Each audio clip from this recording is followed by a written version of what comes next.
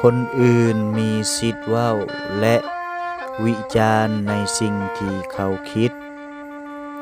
แต่สิทธิ์ในการสร้างชีวิตนั่นเป็นสิทธิ์ของเฮาเอง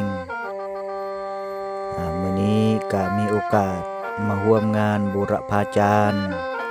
งานถวายผ้าป่าสามัคคีและงานอายุวัฒนะของพระอาจารย์ไปติกาบัณฑิตเตสะพะโรครบรอบ 42 ปีที่บ้านนานกเข้า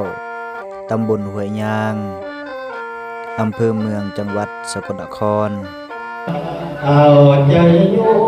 มน้อยใจป้าอีกก่อนอยู่หัวเดืองอยากเป็นเหือนอเป็นล้านเป็นแสนดอกเป็นหมื่นนางทุกบ่มีกันเดียวหรือนาอูบ่มีบางทีบ่าวาดทุกเก่าอยู่ตัวบ้านว่าแม่สุดนอเท่านั้นละซ้ำเท่าปันตาฟ้าฟังพูดเจียนน้องเกียงไหลพาเล่นกันช่างสั่งตัวจับนำกะเอาเว้าโพดหลายอันละพันสิ่งงามเป็นหาความเกียงน้อยต่อยมันแสนยุ่งตั้งสมองลั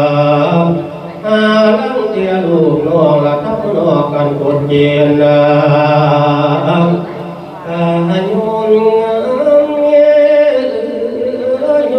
ยินปันนาทีว่าจมบานอยู่เคยกันนิ่ง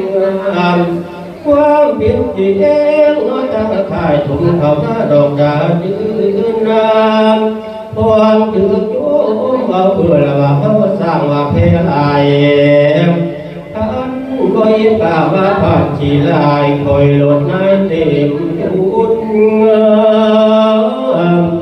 ยาหมดหูเนื้อไปไปยาขานาน้อเส้นเดิม